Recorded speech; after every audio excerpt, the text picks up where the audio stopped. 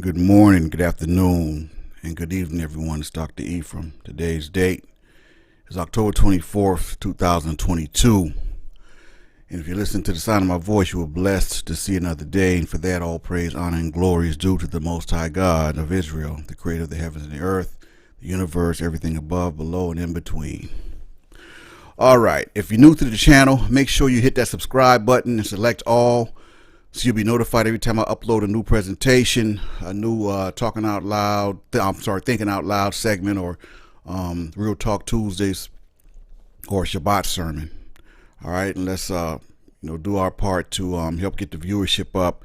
Make sure you hit that like button and share the videos, right? Because all that helps. Everything's algorithm nowadays with YouTube. So they've made things so much harder, man. But it's all good. One day at a time, right?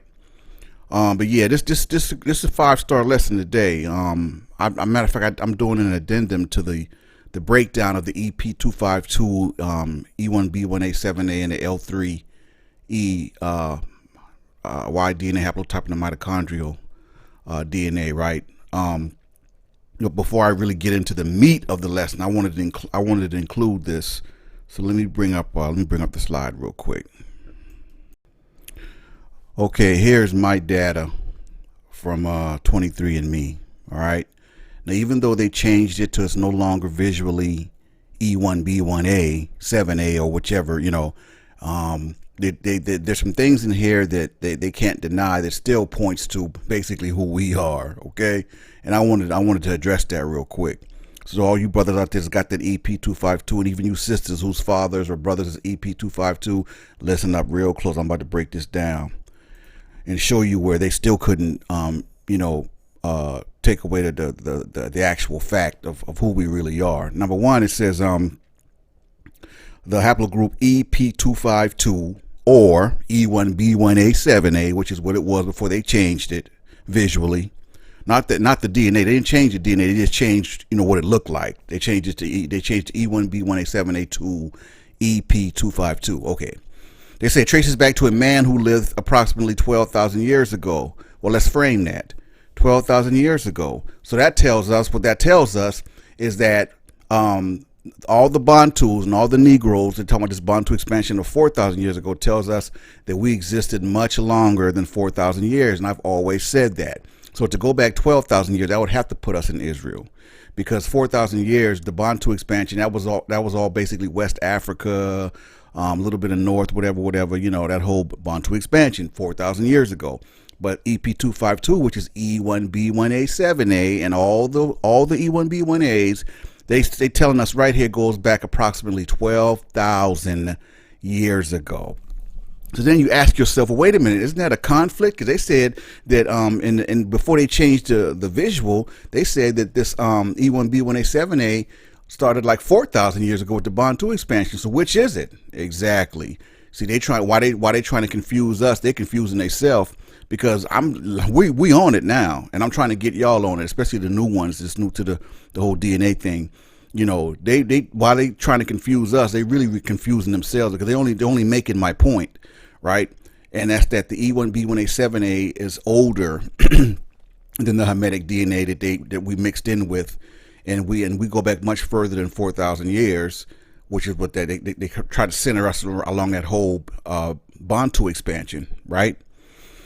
And let's go around here. It says EP252 is relatively common among 23andMe customers, but that's not really true either, because it says 1 in 120 23andMe customers have that haplotype, or they say share that haplogroup assignment, quote unquote, right?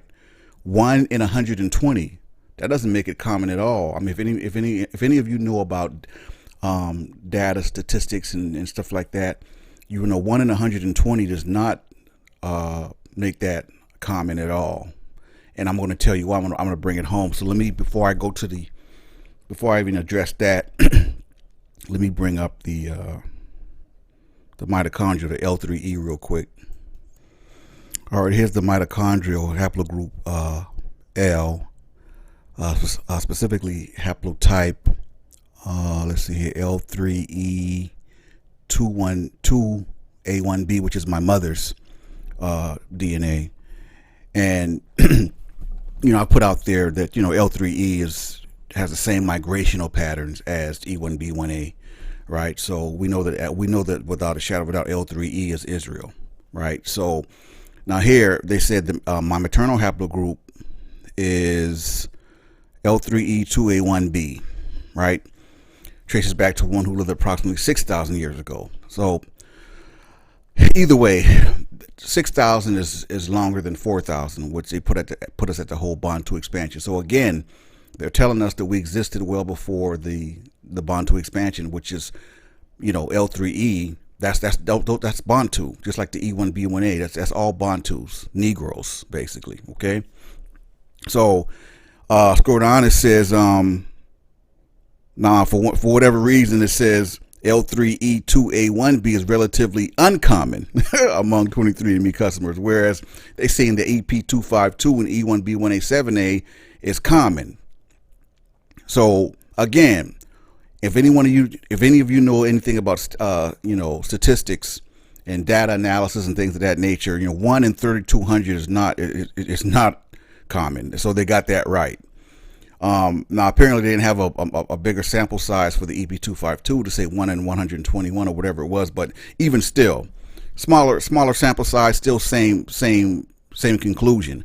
1 in 3,200 is very uncommon. You have to ask yourself, 1 in 3,200 23andMe customers share that haplogroup. It's like, wow, isn't that pretty fascinating? Only one? And you have to ask yourself, well, that means that a lot of people don't have that. Well, why not?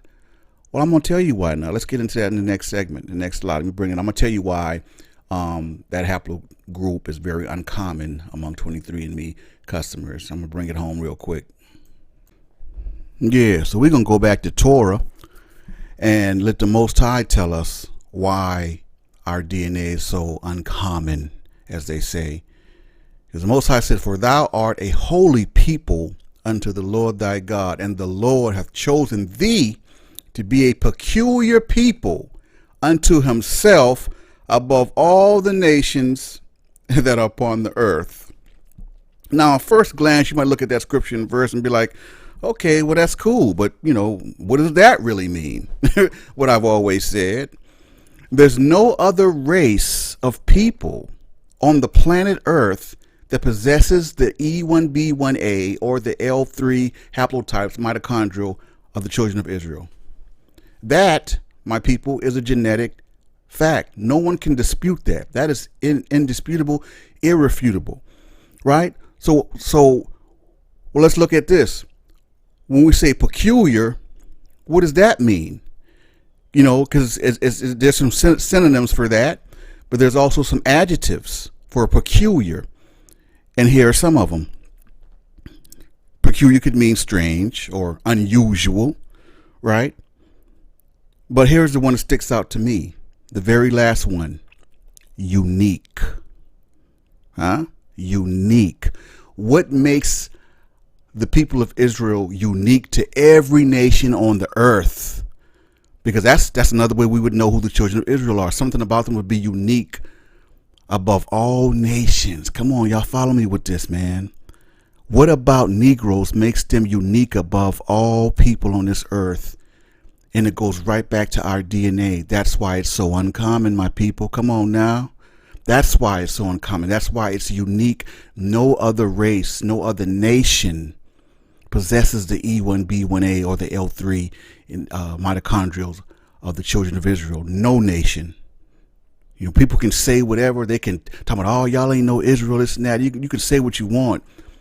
Genetics, just like a fingerprints, that don't lie. It identifies who's who and which bloodline they come from. Next segment. So here, as far as the L3E, they're back on the same old, yada, yada, yada.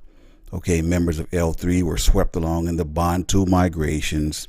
About 5,000 years ago, many people in sub-Saharan Africa still relied on hunting, gathering, and foraging as their main means of collecting food. And it says these people spoke languages belonging to the Bantu language family And about 4,000 years ago, they began to move. Again, this is so frustrating. 4,000 years ago, they began to move. They don't say where they were before the 4,000 years, you know, but yet they started out with 5,000 years ago about sub-Saharan Africa. Because they tried to put in our people's heads that, you know, we're African. Our history started 4,000 years ago with Bantu migration. If you think about it, it's insulting, you know. And people that don't know any better, they won't question because they just don't know any better. Well, see, I know better, right? And majority of you know better now. The more, especially the more I get into the DNA and break it down for y'all, you know, I'm enlightening you all, so you all have the knowledge too, and be able to call BS when you see it. Okay, we now know who the Bantus are. The Zondervan Compact Bible Dictionary said that Ham became the progenitor of the dark races, but not the Negroes. I, by God's grace and mercy, identified who the Negroes are, which are the Bantus. So we all know that the Bantus are the Israelites, Shemites, right? We know that. So now, you know, they come out with this disinformation about E1B1A being Ramses, which back in the day, they wasn't saying that. Before I came out with that whole E1B1A thing, they was not saying that. They're trying to confuse Negroes. It's insulting, man, and it's sad and it's disheartening. But the only thing I can do is continue to do what I'm doing with these lessons, and hopefully you all share it and, you know, and dig deeper into it yourselves, right? But yeah, this was an addendum to the actual lesson, but it was important. I wanted to kind of address this real quick first, right? So now we're going to get into the meat of this lesson. Like I said, this is a good one. It's a 5-star. Y'all definitely like and comment and share this particular lesson right here. All right, and we're gonna go ahead and keep it moving. So until next time, y'all go ahead and enjoy the lesson. This is Dr. Ephraim signing off, saying Shalom, elect. And I'm going to go over my my data before the format was changed. Wow. And I saw this coming. I really did. By God's grace and mercy, you know, January 3rd, 2015, when I released that video, when it blew up like it did, I knew it was coming. I knew that that this information was going to start. You know, I knew that the trickery, if you will, was going to start. And it didn't take long before it started. I mean, they changed the format to where, you know, I went through 23andMe, and it's totally different now. I mean, like, they really trying to this information, you know. And when I break down my data of what it was when I went through it, you guys will see, you know. And I told everyone back then, I know it was new, but you know, I thank the Most High for the gift of foresight, because I saw it coming. I said, they're not going to just, you know, let that go like that. There was no reason for them to change the format. And for those out there who may be, you know, confused, changing the format doesn't mean changing your DNA. Okay, it's just when I say change the format, meaning that when you look at it visually, it's not readily E1B1A. And we're going to get into that. I'm going to get into that. For example, I'm E1B1A7A, right? When I took my test, it said that. Now, the E1B1A7A, now it says EP252, I believe. There was no reason to change that. Absolutely not, other than to confuse or dissuade people from, you know, with the whole E1B1A movement.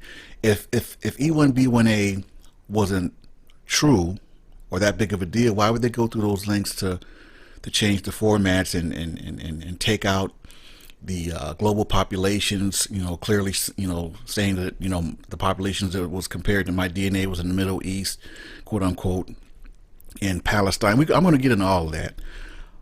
Things are so different, but I told everyone this. I have a video I did about 5 years ago. It's called Bantus or Negroes, and if Ramses was E1B1A, Ramses III was E1B1A, he was a Hebrew Israelite. That video is pretty comprehensive, And I definitely recommend you guys going to that after you listen to this one. When I go over my personal DNA data, definitely go and check that video out, because I saw it then 5 years ago, right? And so yeah, a lot to unpack, but let's get it. Starting off with my DNA data. All right, as you all can see, 6 years ago, back when I first took my DNA test. Remember, I took a couple of them for continuity's sake, right? I did one with I believe it was Family Tree or Ancestry.com, and then I did one with DNA Tribes, was really good. Then I did one with 23andMe. Okay, and what you're looking at, this is a screenshot of what my paternal line looked like 6 years ago with 23andMe, and it clearly says E1B1A7A, okay, is a subgroup of E1B1A. Now remember, I was at an advantage, because I guess when they was putting this information out, they had no idea that someone would connect the dots and connect E1B1A to the lost children of Israel, right? So I was at an advantage. I had a huge advantage. So we're going to go over every single thing that I had, because I took screenshots of everything, so that I have my proof.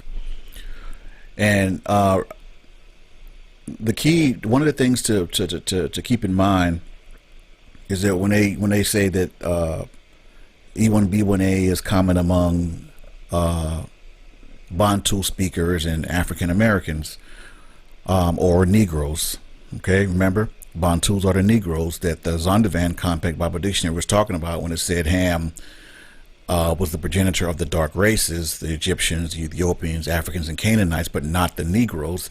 And I discovered and uncovered that the Negroes were the Bantus. Did a video on that, right? And I said in the last slide, definitely check that out, once this is over.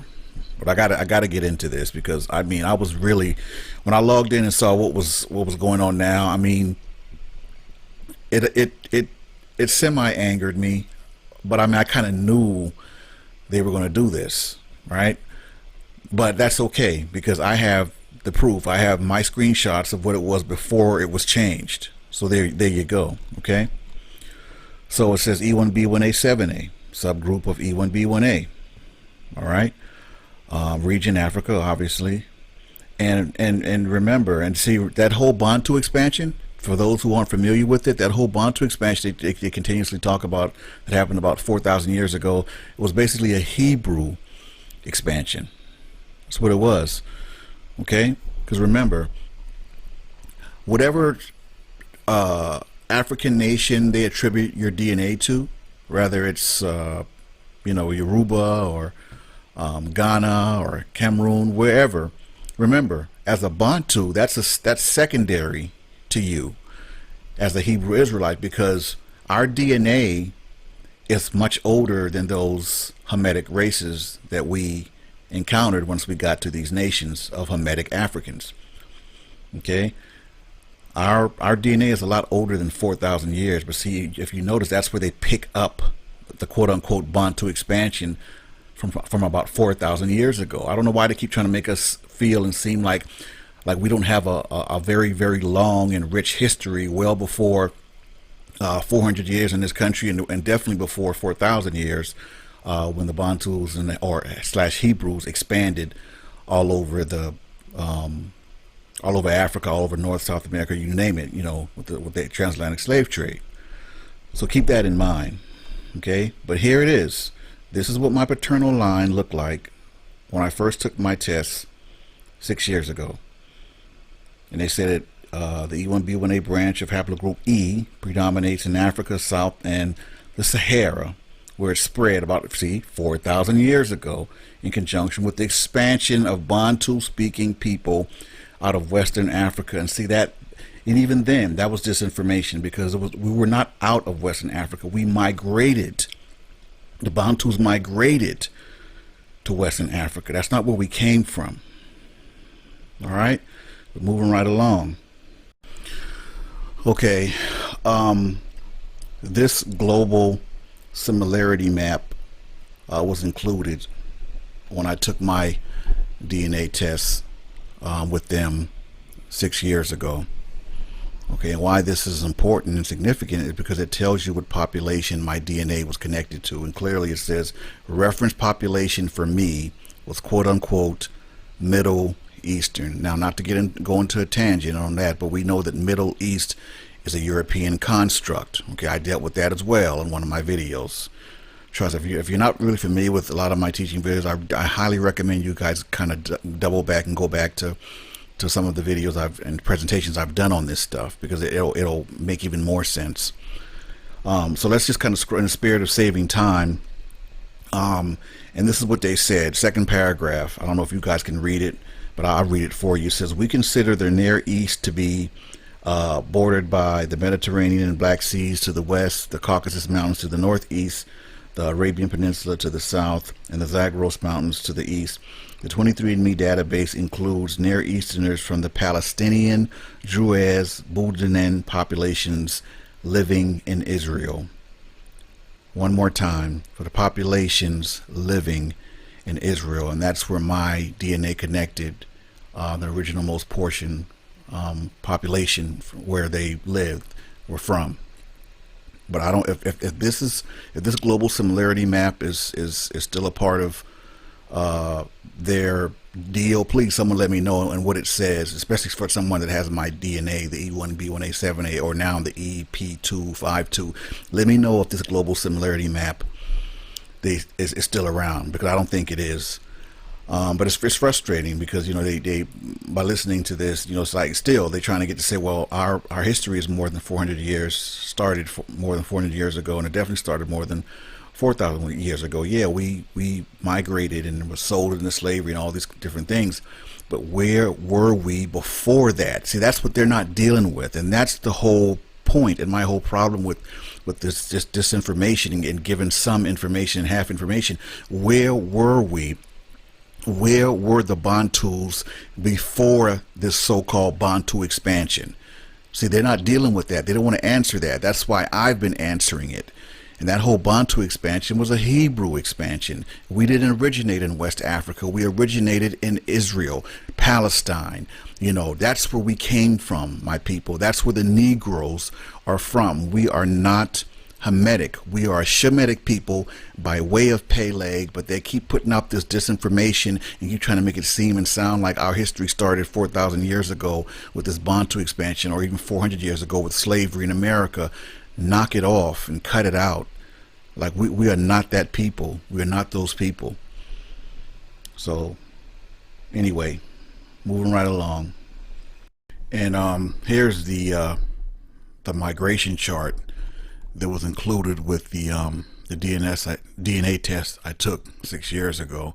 I doubt very seriously that they include this in the test taken today. If all you brothers out there who's got the E1B1A7A or the EP252, listen closely, because this applies to you. Okay, these are our people, man. I don't want to kind of rehash everything, but just kind of like a refresh. The migration of the E1B1A7A, which came from the tribe of Ephraim, they ended up in northern Africa, enslaved by Muslims, Arab Muslims or whatever, and they was trying to force them to convert to Islam, and the E1B1A7A declined, and they ended up shooting over to Yoruba, where the Hamitic Yorubans that were there already thought that they were a very strange people, and they called them Imo or strange people, and they asked them who they were, and they told them, we are the sons of Ephraim, or the children of Ephraim. So that's our story in a nutshell. That's you know, I break that down in my personal journey video. You guys can go check that out as well. I break that story down. So someone said on the in the community or whatever that all of Yoruba was E1B1A, and that's just not true. Not true at all. We're admixed in with with Hamitic Yorubans. There's some Hamitic Yorubans were there when we got there. So anyway, this chart, this migration chart, as you can see, you know, from each position, you know, where we were and then where we started moving or migrating, rather it was, you know, on our own or being sold or carried out, whatever. You see the movement. So, and the crazy thing about this is that they're showing me all this stuff, but yet looking at my ancestral breakdown, everything, they're still trying to keep everything sub-Saharan Africa. Well, wait a minute. So where is this coming from? So where is this migrational chart coming from? If I'm so-called sub-Saharan and West Africa and Bantu and all this kind of stuff, so where are you guys getting this from, right? But at the time, I wasn't, you know, I didn't really understand. You know, of course, you know, retrospect and hindsight being 2020, I totally get it now. You know, it's because they were hiding in plain sight, hiding our history or my history in plain sight. You know, clearly the original most part of my DNA started in Israel, period.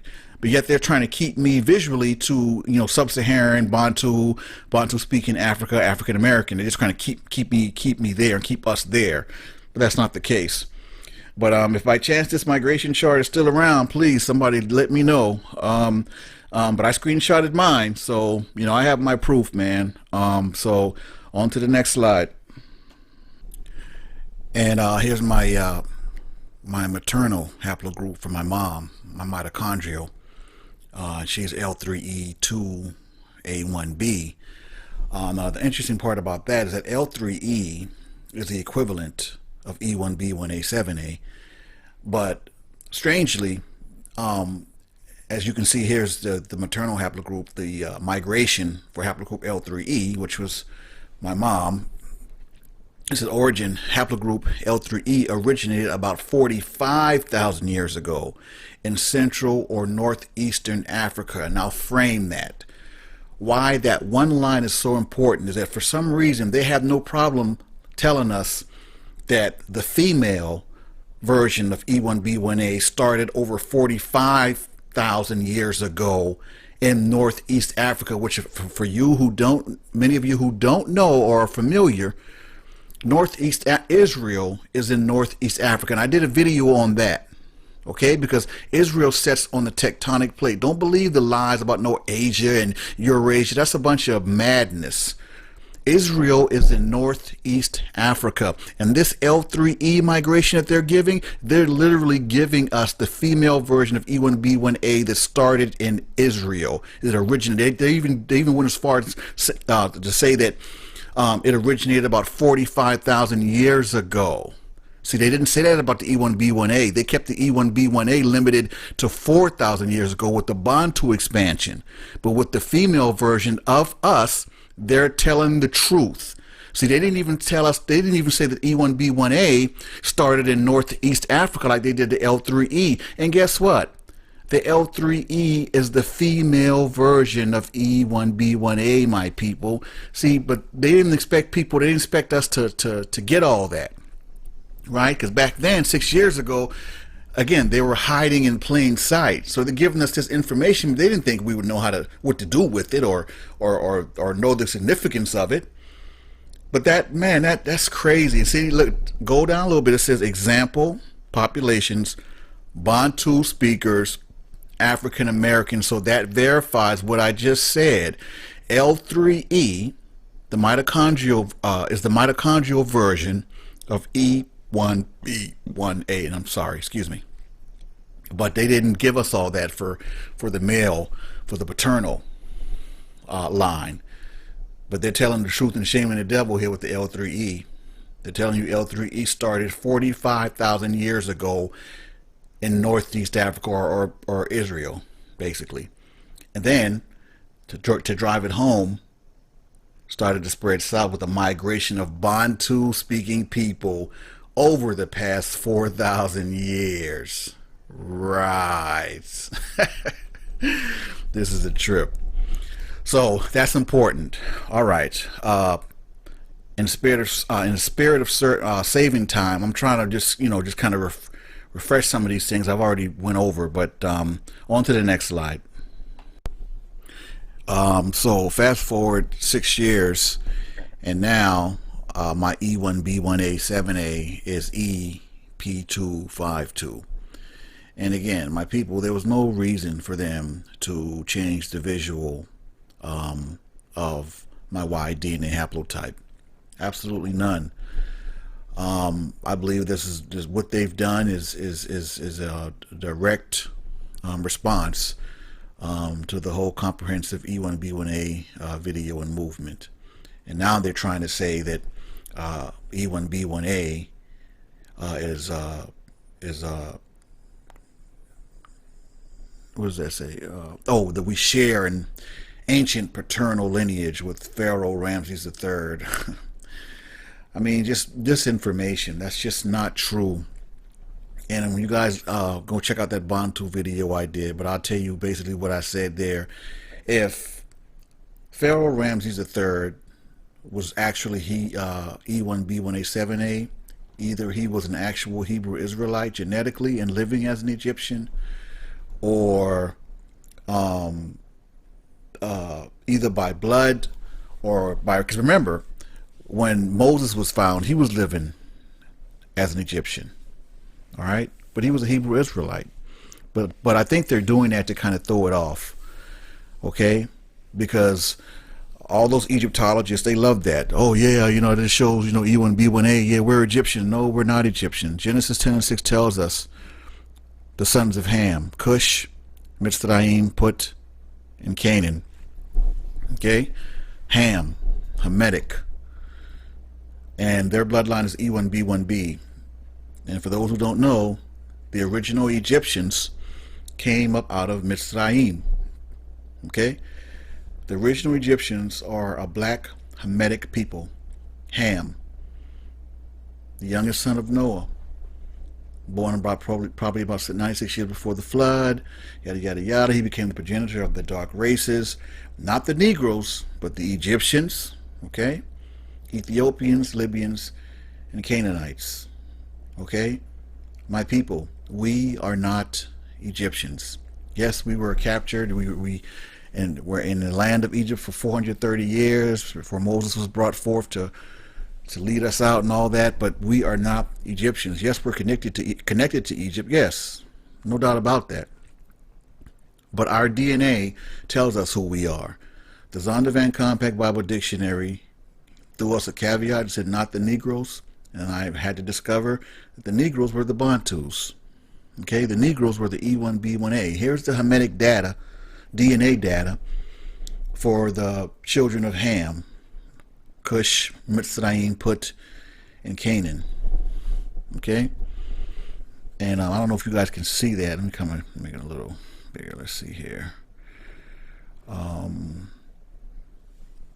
E1B1B. All right, virtually no E1B1A for the bloodline of Ham. Okay, the DNA does not lie. Men lie, but DNA cannot lie. Now, DNA may you know, give you a result that you don't want or want to accept, but your DNA is going to reveal the truth, whether you like it or not. And rather, whoever likes it or not, black people, we are not Egyptians. We are not from the bloodline of Ham. That is genetically false, and I've proven that time and time again. And I see that with the disinformation, they're hanging on to the, you know, that they're trying to change the narrative, say, oh, you guys are connected to Ramses, trying to throw it off like, so black people think, oh, so we must be Egyptians. No, we must not be. We're not Egyptians. Okay, and if Ramses was E1B1A, he was a Hebrew Israelite fronting, or his mother had an affair and his daddy didn't know. One of the two. One of the two. All right, because either he was a Hebrew Israelite and raised as an Egyptian, or his Egyptian mother was getting it in on the low with a Hebrew Israelite man, and his DNA outs him as a Hebrew Israelite. But I believe they have that connected to that because they want black people to think that they're Egyptian, and that takes us away from being Hebrew Israelites, man. Egyptians enslaved us. Okay, the Muslims enslaved us. So-called white Christians enslaved us. Like, I mean, we can go on and on through all the captivities of the children of Israel, right? So, you know, I think it's a ploy to throw us off. We know we're haplogroup E, right? You can see the tree, haplogroup E. You know, there's several people that come up under the tents of Shem, you know, but we are of the chosen seed. Okay, E1B1A is God's chosen nation. You know, he said he's going to choose us above all nations, right? So yes, there are several dark people that fall under haplogroup E. However, there's only one people that's the children of the promise, or a children that has a covenant with the Most High God of Israel, right? And of course, this is the classic Hebrew Israelite DNA meme I did many years ago. That's floating out all over the internet, right? This haplogroup E1B1A. Because remember when if you guys haven't seen the comprehensive video, I said that they were trying to say the E1B1A was in Israel, but it was small amounts. They were trying to downplay it when in actuality it was the other way around. E1B1A is actually the founding lineage for ancient Israelite nation. You know, why they were trying to downplay and try to play us, right? I turned that around. So anyway, but that's what it is, people. I wanted to kind of share that. Like I said, I have several videos on this stuff, but I wanted to kind of address that with screenshots of what my DNA looked like before the format was changed. And clearly, my DNA points to it being the original, most part being Israel, or quote unquote Middle Eastern. All right, so until the next presentation, I hope you guys got something from it. You know, this is Dr. Ephraim saying, Ahaya by Yeshua HaMashiach Baruch Atah Adonai. Shalom, elect.